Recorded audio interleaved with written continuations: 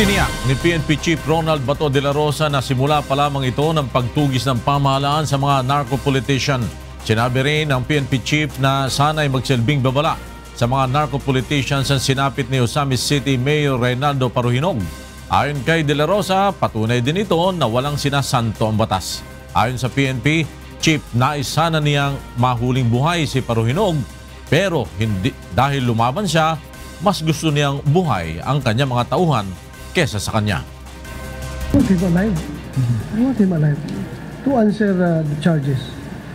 Pero kung lumaban siya, my men alive more than him. After the smoke is clear, it should be the good man standing.